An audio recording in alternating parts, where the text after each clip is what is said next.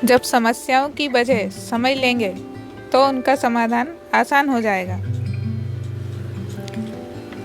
गौतम बुद्ध की एक प्रचलित कथा के अनुसार एक दिन सुबह सुबह सभी शिष्य बुद्ध के प्रवचन सुनने के लिए एक साथ बैठे हुए थे। कुछ देर बाद बुद्ध अपने साथ एक रस्सी लेकर आए।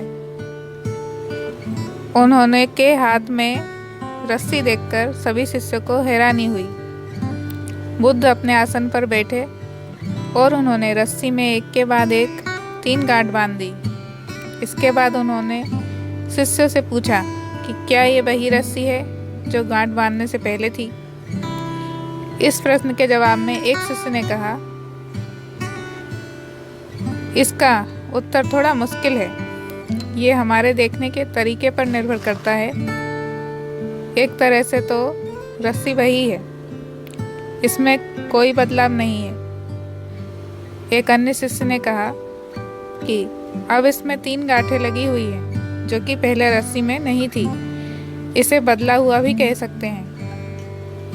कुछ शिष्यों ने कहा कि वास्तव में मूल रूप से रस्सी वही है, लेकिन बदली हुई दिख रही है, लेकिन इसका मूल स्वरूप बदला नहीं है। शिष्य की बात सुनकर बुद्ध ने कहा कि आप सभी सही बोल रहे हैं। अब मैं इन गांठों को खोल देता हूँ। ये बोलकर बुद्ध रस्सी के दोनों सिरों को खींचने लगे। बुद्ध ने पूछा कि क्या इस प्रकार रस्सी की गांठें खुल जाएंगी। सभी शिष्यों ने कहा कि नहीं, ऐसा करने से तो गांठें और ज़्यादा कस जाएंगी। इन्हें खोलना और मुश्किल हो जाएगा। बुद्ध ने कहा कि ठीक है, अब एक अंतिम प्रश्न, इन गांठों को खोलने के लिए हमें क्या करना होगा।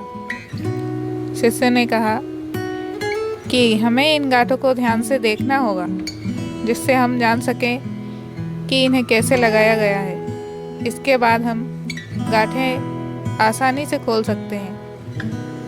बुद्ध इस जवाब से संतुष्ट हो गए और उन्होंने कहा कि ये सही बात है।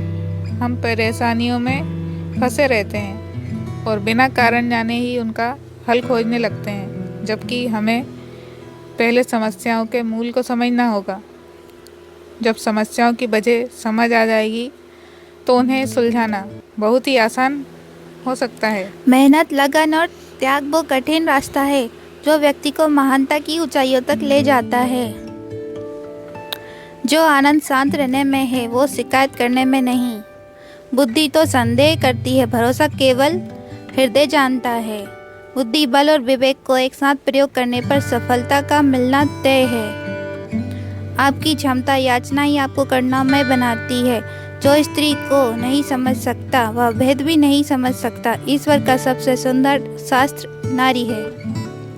मुश्किल चाहे 1000 हो, अगर मन में संकल्प हो तो हर काम संभव है।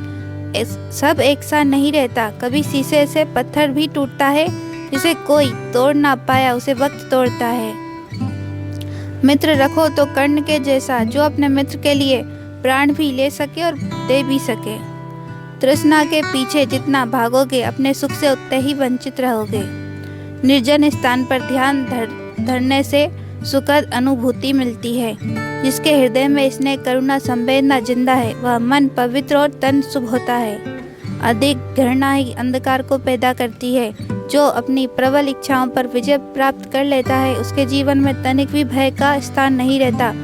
खोए हुए हम खुद हैं और ढूंढते हैं परमात्मा को। अपनी इंद्रियों को वश में करना सफलता की पहली सीढ़ी है। शांति हमारे अंदर ही छिपी हुई है, इसे बाहर ढूंढना व्यर्थ है। अनुशासन में रहने वाला मन जीवन में खुशियाँ लाता है। यदि आप सही रास्ते पर देख रहे हो तो आपको जरूरत है तो केवल चलने की। जो मन करुणा से पूर्ण भरा हो, वह हृदय अत्यंत सुंदर होता है। झरना बहुत शोर मचाता है, सागर गहरा और शांत होता है। व्यक्ति की क्षमा याचना की प्रवृत्ति ही उसे करुणामय इंसान बनाती है। सटीक ध्यान लगाने से चित्त से देह तक सांसारिक पर्दा हट जाता है और आंतरिक पर्दा आ जाता है। अस्थायी भावनाओं के आधार पर लिया गया निर्णय कभी सफल नहीं होता। शांति और क्रोध के मध्य जो बचता है वह ध्यान है। मनुष्य का जन्म केवल मोक्ष प्राप्ति के लिए होता है। चंद्रमा के जैसे बादलों के पीछे से निकलो और फिर चमक जाओ। अहिंसा आपके मन में शांति स्थापित करता है। मनुष्य क्रोध को प्रेम से, पाप को सदाचार से, लोभ को दान से और झूठ को सत्य से जीत सकता है। बुद्ध होने से पहले शुद्ध होना पड़ता है। स्वयं के विरुद्ध ही युद्ध करना पड़ता है। खुद से ही जीतने का जिद्दी होना पड़ता है। अतीत कितना भी कठिन क्यों ना हो, आपको हमेशा नई शुरुआत कर सकते हैं। निर्जन स्थान पर ध्यान धरने से सुखद अनुभूति मिलती है। ज्ञान धरने से पैदा होता है और ध्यान के बिना ज्ञान खो जाता है।